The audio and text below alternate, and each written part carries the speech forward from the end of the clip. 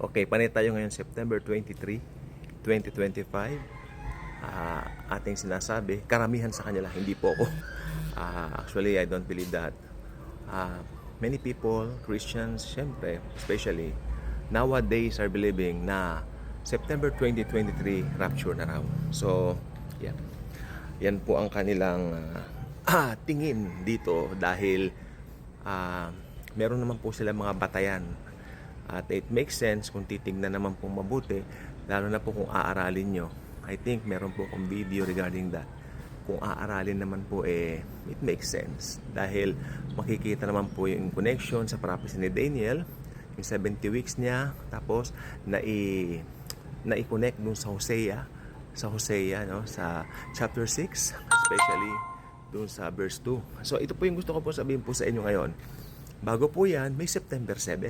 Ano naman po yung September 7? Blood Moon. Okay. Ito po ang problema rito. Ang dali mo marinig, blood moon, rapture, ganyan. Pero ina-apply mo sa panahon natin ngayon. Yung blood moon, i-apply mo ngayon sa panahon natin yung blood moon. I don't think so. Dahil ang blood moon po ay mangyayari po sa Great Tribulation. Okay. Great Tribulation na ba tayo? I don't think so. Ngayon po ay church age pa rin po tayo. The last time I checked, church age pa rin po tayo. Nandito pa rin po tayo at hindi pa tayo nararapture at nadadagit ng Panginoong Hesukristo. So tayo po ay nandito pa rin po sa church age.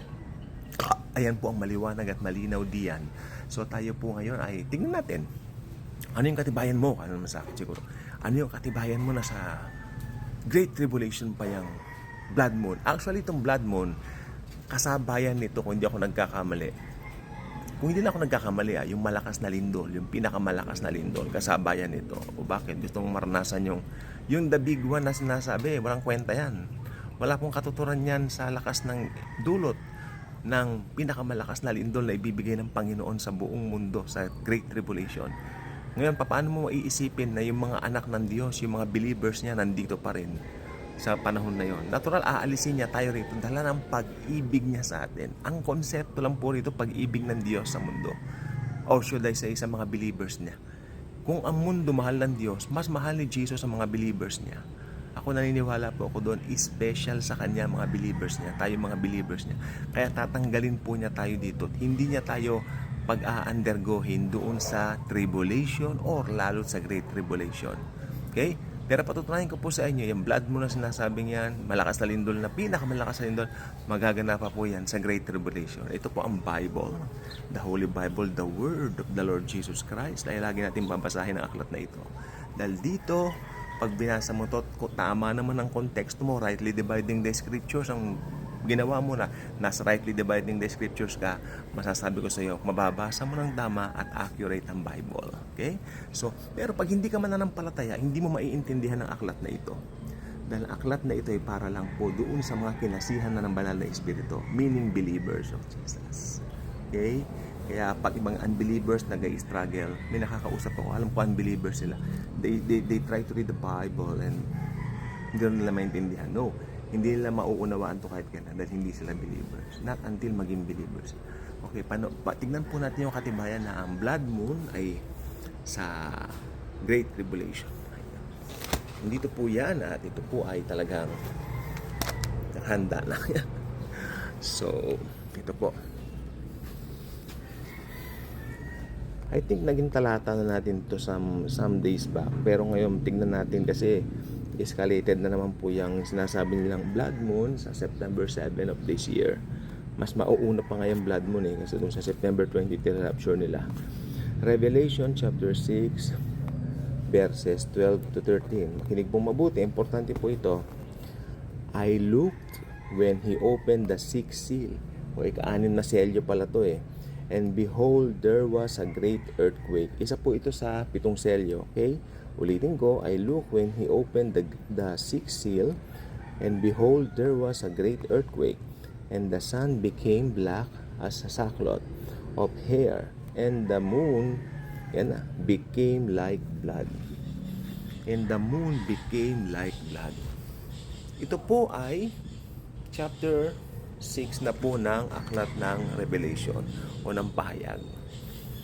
Ang church po dito na rapture na. Okay? dahil na-rapture na po ang church, ito po ay tumutukoy na sa Great Tribulation. Rightly dividing the scriptures. Okay? Yan na po. Tingnan natin to. And the stars of heaven fell to the earth as a fig tree drops its late figs when it is shaken by a mighty wind. Tingnan nyo? Alam nyo, paboritong illustration talaga nila yung fig tree. No? Diba yung sinumpa ng Panginoon niya yung puno ng igos? Okay, so yan ang ginamit na illustration dito. Pag niyugyug mo ro yung mga ngalaglag ang mga bunga, no? Lalo na yung mga halos lahat ng uri ng bunga mahuhulog. Ha! So ganyan po kalakas yung lindol na yon. Ano naman ang guts ninyo para sabihin nyo ang lindol na yan ay yung the big one? No, not yet. Hindi po yan. Mahina pa po yan sa kalendaryo po ng Diyos. Ayan po ay wala pa po yan. Okay, dahil ito po ay mangyayari po sa Great Tribulation.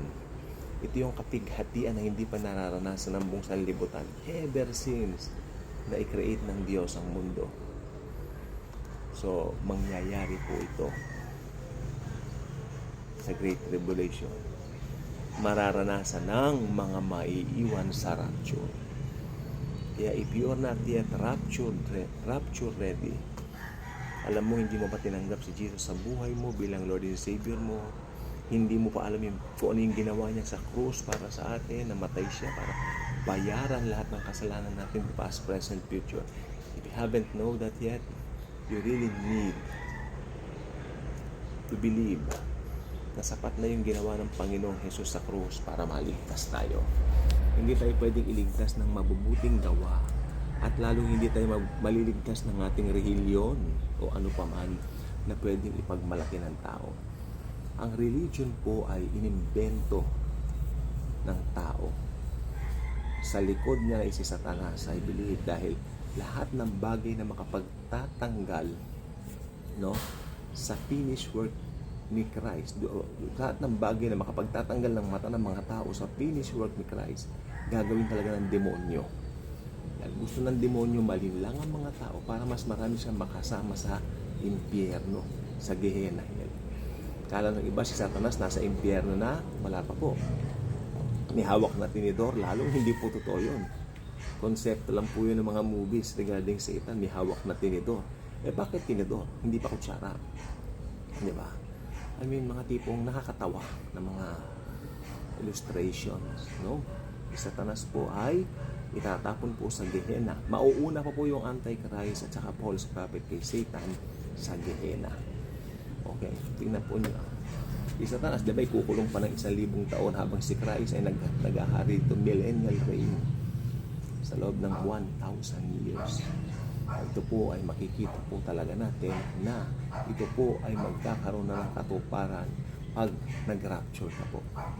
And anytime po rapture na, pero wala po tayong pinapangalanan na date, hindi sa ganitong araw, hindi sa ganung araw, dahil lang sabi po na aklat na ito, walang nakababalik, walang nakaalam.